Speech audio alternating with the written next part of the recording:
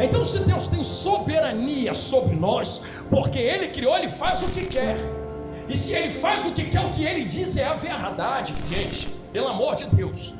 Porque se Deus criou todas as coisas, então o que Ele diz se torna verdade por soberania, porque foi Ele que fez. É um pensamento muito simples. Se eu criar esse terno aqui, eu sou dono do terno, sim ou não?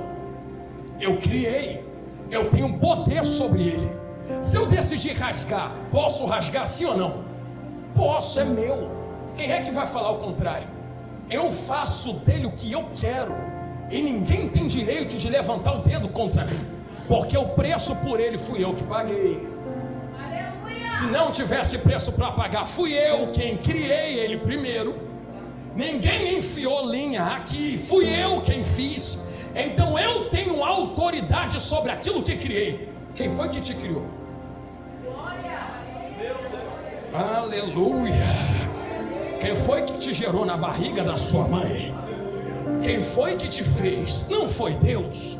Então Deus tem legalidade, autoridade, soberania sobre a tua vida, e nem precisava dar satisfação do que faz para vocês. Então no livro de Gênesis, Deus cria todas as coisas, e Deus se torna soberano sobre todas as coisas. Imagine, se eu roubo aqui agora, eu olho esse copo de água que é da igreja, e diga assim, vou roubar. Não traria vantagem para mim, sim ou não? Sim, eu não paguei nada e agora estou ganhando uma coisa de graça. Então por que eu não devo roubar se vai me trazer vantagem? Simples, porque Deus disse que roubar é errado. Então reparou que só existe verdade porque Deus disse que é. O que é errado porque Deus disse que é errado. E o que é certo porque Deus disse que é certo. Se Deus falasse assim, roubar é certo, já tinha roubado todo mundo aqui. Só que Deus disse que roubar é errado. Então não roubei você, porque roubar é errado e não roubar é certo. Até juiz da nossa terra, quando vai julgar um ladrão, o ladrão chega diante dele, o juiz olha assim e fala, olha, você matou, você vai ser preso, porque matar é errado. Quem foi que disse para o juiz que matar é errado? Não, Jonathan, foi a lei brasileira. A lei brasileira é baseada em quê? Princípios cristãos. Princípio cristão é baseado em quê? Princípios judaicos, Bíblia. A Bíblia veio da onde? Não é a palavra de Deus? Então toda a verdade vem de Deus e ponto final. Toda a justiça humana vem dele. Toda a bondade vem dele. Todo o amor vem dele. A verdade é o que ele fala e acabou. E isso aqui já até desmonta. Eu estava até falando isso esses dias. A verdade que eu acho que é verdade. Ideologias políticas e humanas. Não, eu acho que isso é a verdade porque é bonitinho. O problema é teu. Se não compactua com o que Deus fala, não importa quantas vezes você diga que a mentira é verdade, a verdade ainda é a verdade. Jonathan, mas eu não gosto da verdade de Deus. O problema também é nosso, porque a minha opinião sobre a verdade de Deus não muda a verdade de Deus. A verdade de Deus ainda está acima de qualquer opinião humana. Quem quiser seguir, segue. Quem não seguir tem que abaixar a cabeça para a palavra. Ela é quem dita a regra na nossa vida e ponto final.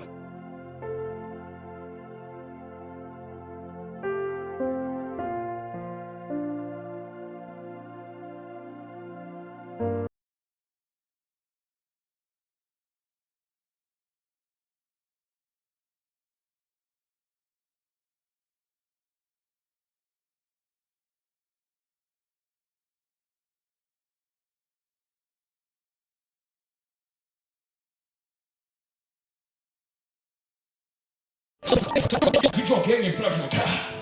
Se ele faz porque tem propósito.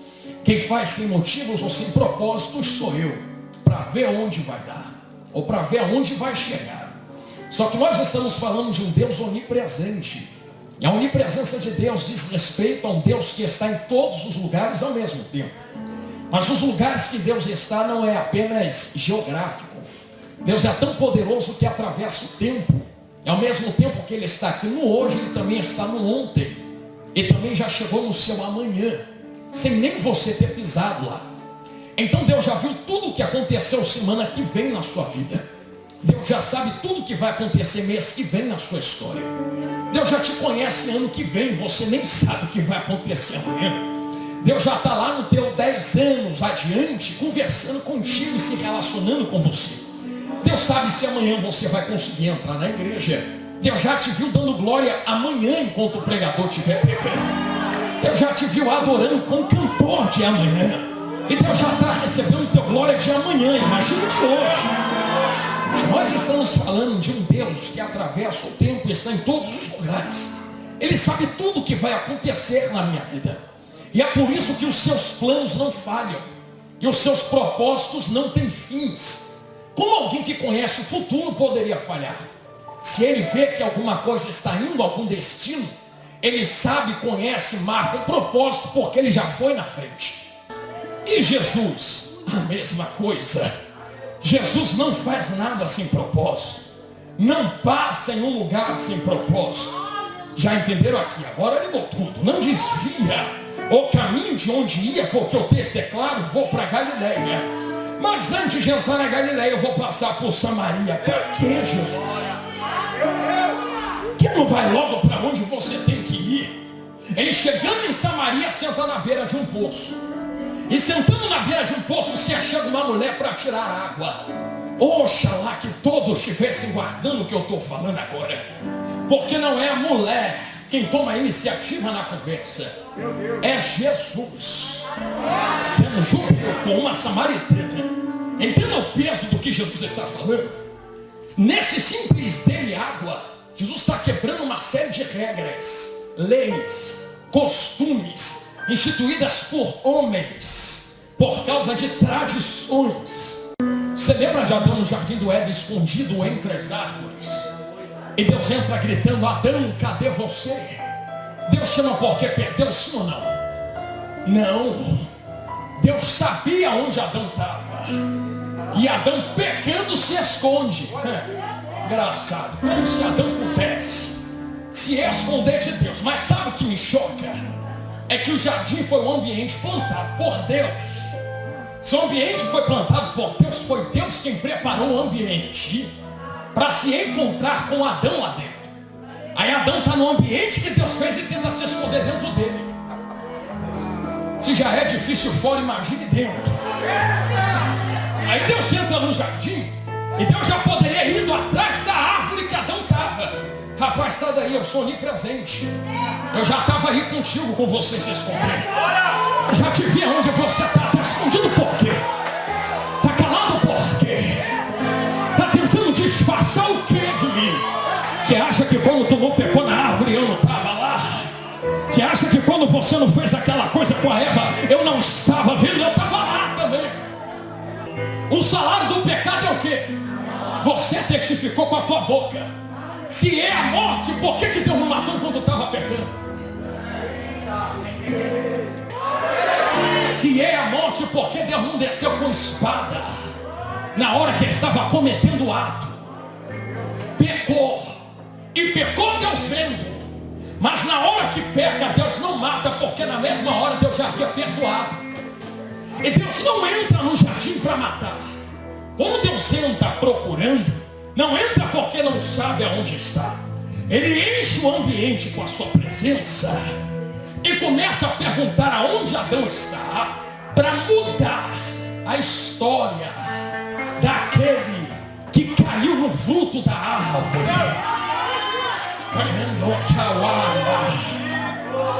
Poderia ter te mandado para o inferno, poderia ter passado a espada no teu pescoço.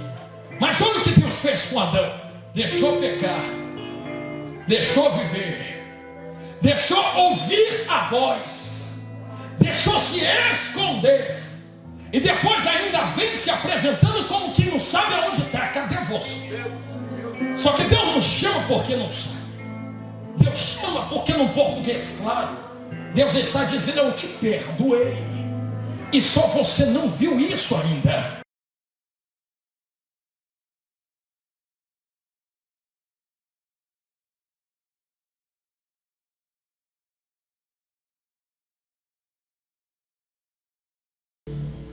O Jean falou algo sobre fé, e eu compartilho da ideia dele sobre fé.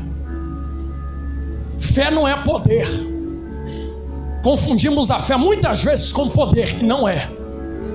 Porque poder me dá suporte para construir uma ponte, por exemplo, sobre um precipício.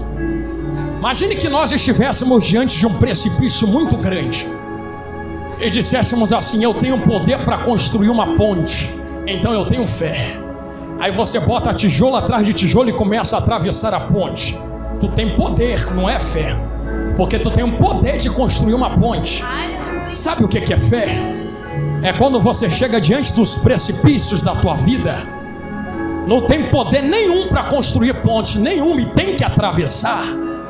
Tu não tem como atravessar, não tem como construir ponte, mas você tem uma promessa de Deus, e Deus disse assim: caminha que eu sou contigo, como Ezequiel recebeu. Aí você olha para o precipício e fala: vou caminhar como? Se tem um buraco na minha frente, se eu andar eu caio, se eu caminhar eu afundo, se eu continuar vou perecer. Aí Deus está do céu: caminha, caminha, caminha. Tu tenta construir a ponte e não consegue, tenta construir de novo e falha, tenta mais uma vez e não dá. Enquanto tu tenta nos teus olhares humanos construir algo para atravessar, tu não consegue, até que você bate no peito e fala: eu não tenho poder para atravessar. Deus, na minha visão eu caio nesse buraco, na minha visão se eu continuar eu caio dentro desse precipício, mas do porquê você falou caminha, eu vou caminhar. Aí você tem um precipício na frente e coloca o pé.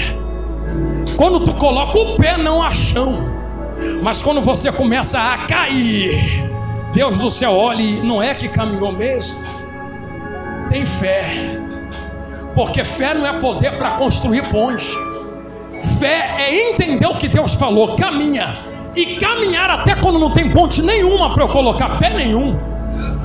E quando eu coloco o pé e afundo, Deus coloca a mão por baixo, e coloca outra, e coloca outra, e coloca outra, e a gente começa a atravessar sem construir ponte nenhuma. Chega do outro lado, alguém pergunta: chegou aí como? Tu pode dizer: pelas minhas forças não foi, porque senão eu caía, mas a mão de Deus, mas a mão de Deus me fez andar dentro desse vale. A mão de Deus me fez andar. Eu convido você a fechar teus olhos agora. Ninguém de olho aberto nesse momento.